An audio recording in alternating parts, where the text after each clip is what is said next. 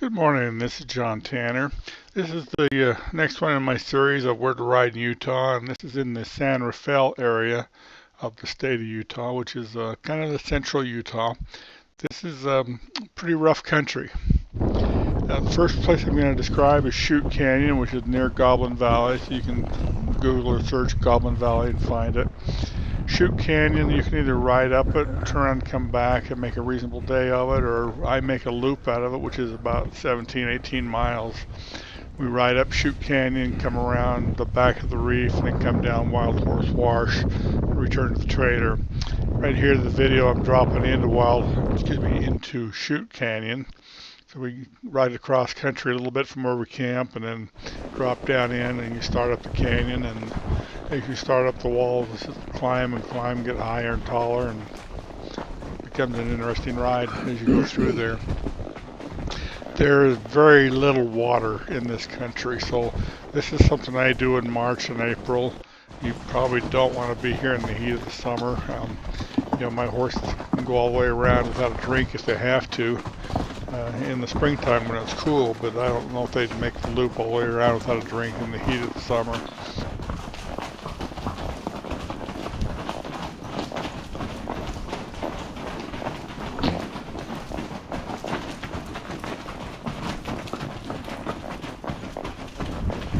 These next few photos show the back of the reef. So when you come through Chute Canyon, you pop out on the back of the reef, and there is actually a road that goes all the way back over to Temple Mount. And you can ride the road. In fact, you have to ride the road in a lot of places because there's just no other choice. But from whenever we can, we get off to the side and ride and bushwhack a little bit and find our way around. Just before you get to Temple Mountain, you'll hit Wild Horse Wash, or we come down Wild Horse Wash. It's got a couple tight spots that you got to squeeze your horse through. I haven't ever had a problem getting through it, but you know, off of Highway 24, there are numerous slot canyons coming out of the San Rafael Reef.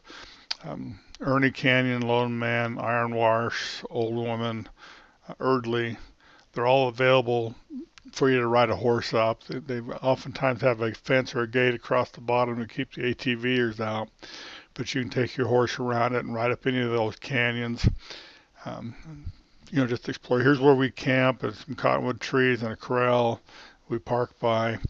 Gives us access to the area we want to ride from. Next up is Robber's Roost, and this is a very, very remote area. I don't suggest you go into there unless you're prepared to take care of yourself. You're 30 miles from the nearest cell signal, so if you get hurt, there's no calling for somebody to come get you. You're going to have to take care of yourself, and even if you do make the call out, it's a 2 or 3 hour drive for paramedics, whatever, to get to that area to come help you. It's where the Wild Bunch hid out. Butch Cassidy and his gang. It's got a lot of history. It's fun to get in and see, but it is rough country. You need to go in there with somebody who knows their way around, or you have good maps, or you are prepared to take care of yourself in the event that you have a problem.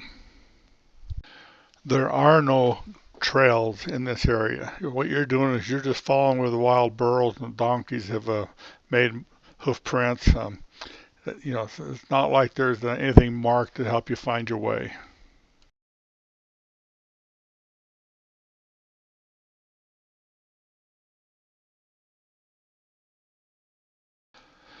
The next location I want to talk about is the Copper Globe Mine. This is accessed off of I-70. The San Rafael Swell splits the middle of the north and the south San Rafael. And so the Copper Globe Mine and Justice and Flat and stuff is up in that area. There's a lot of history. This was a mine around the turn of the century that was operational. It's kind of fun to go out and see the old mine and just ride through the country. There's a lot of wild Mustangs out in this area that you can see as you ride through. Again, there's almost no water out in here, so this is the place you want to go in the cooler months when your horse can make it out and back without a drink.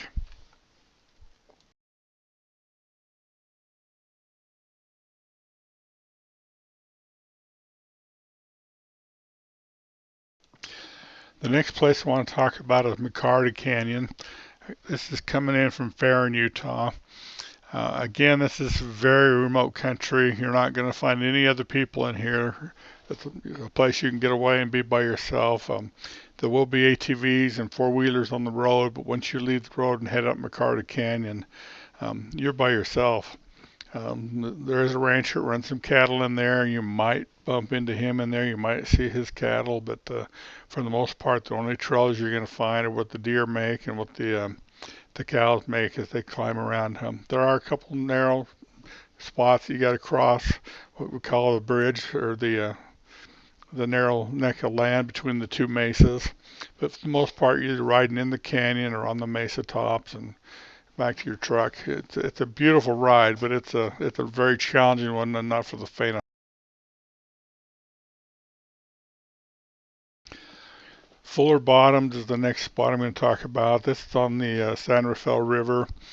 It's you can start at Fuller Bottoms and ride down the river. Most people go down about 7 miles, turn into Virgin Springs, and there's a nice spring there that they can get water and stuff in. Turn around and return, but you're crossing the river 6 or 7 times. Your horse needs to be willing to cross the river. You need to watch for a little bit of quicksand, cross where the cows, there's a lot of cattle in this country, so you need to watch where the cows cross the river. Make sure you're doing it in the same place so you're safe. Here's the Virgin Springs. It's got a nice big pond in, and we've had a few people jump in and cool off in there. The road into Fuller Bottoms is a little bit sandy. I wouldn't take a huge trailer in there. Mine's 24 foot and I do fine, but I wouldn't take anything much bigger. The other end of the San Rafael River is we start at Swinging Bridge and we go up the river to Virgin Springs. So if you had somebody that could shuttle your vehicle, which would take an hour or two, you could drop in at Fuller Bottom and come out at Swinging Bridge. But for the most part, we start at one end or the other and ride in halfway, make a day of it, and it's plenty of a ride. You do cross the river again 7, 8 times, and depending on the season and how deep the water is, sometimes those banks get washed out and it's a little difficult. And there's been years that I've had to turn around and go back because it was like a 5 foot drop off into water that was 4 foot deep. There's just no other way to get in there with the cliffs and ledges. You just kind of play it by ear and watch what goes on, and just be careful if you go through there. But for the most part, you're just riding a trail up the side of the river.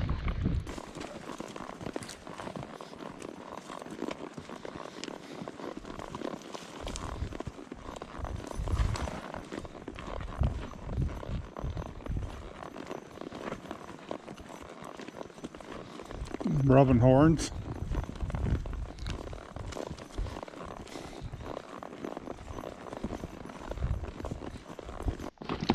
White horse here in front of me is one of my 2-year-olds. I take all my 2-year-olds out and just let them run with us down the trail and get the experience of where to put their feet and just how to travel in a herd and get some manners and just cross water, mud, all that kind of stuff long before I ever get in the saddle and start riding them.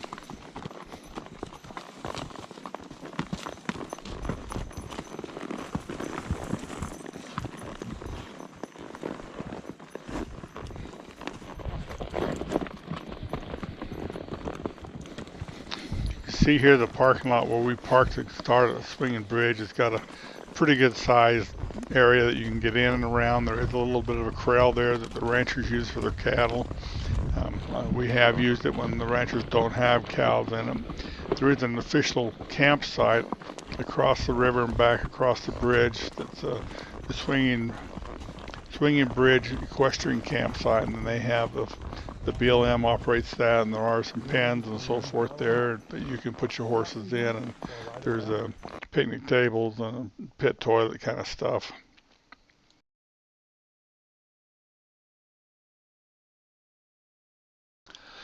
Okay, the next site I want to talk about is Box Flats. This is a place we usually go down for Thanksgiving. Again, it'd probably be just terribly hot in the heat of the summer, but there's no water there. Where we camp, there's a corral, and there's usually a little bit of water in the trough, from where the cattle water. But once you leave that area, there's just nothing out in the country there. You're going for your whole ride without seeing water again. It's very rocky country. My friends that have mules like riding in here, and it's a challenge and exciting to get in and see some different country. And it's a technical trail. Of course, you can always just ride through the trees and not worry about it if you don't want to get technical.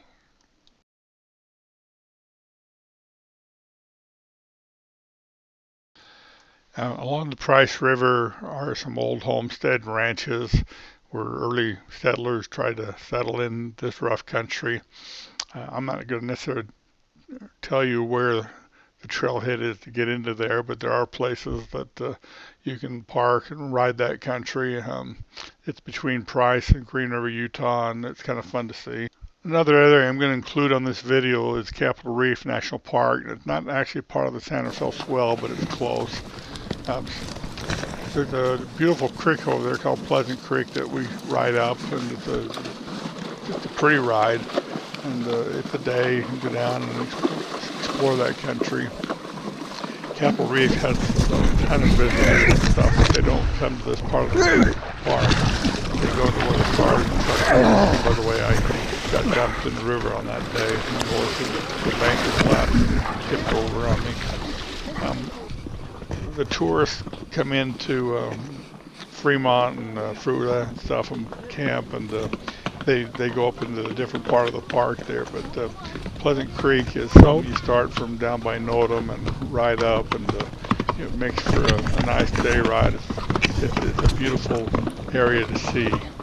We make a loop of it, go up Pleasant Creek, go down Capitol Gulch, and back to our truck. And so it's like a 22-mile loop, but it's worthwhile to see.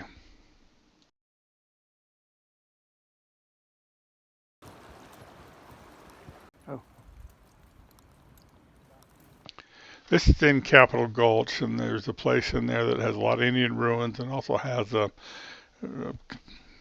place, a pioneer registry, I think they call it. It's where all the pioneers sign their name on the rock wall as they pass through this country.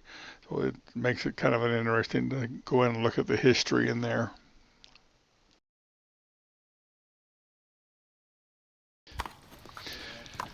On this particular trip, we camped on Cottonwood Wash, which is right on the edge of Notum, and it's BLM land, and makes it so you can just pull off, park, and then move over, start up the trail. This is Cottonwood Wash right there.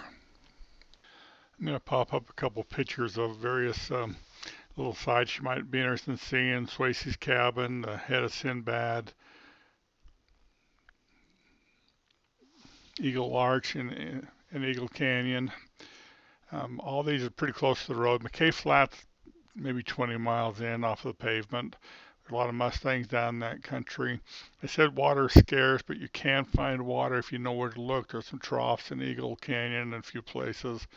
There's some mud holes out there that the cattle use. So there's water if you know where to look, but you just don't depend on it. There's a lot of Indian petroglyphs on the walls of the canyons in there. This is the Muddy River that you can get into. It's kind of a lot of wild horses down in there. Hondo Arch is right there by the Muddy River. A lot of wild donkeys in that country. So you could go down and wander around and spend some time seeing the country and be away from people if you wanted to. Thanks for watching.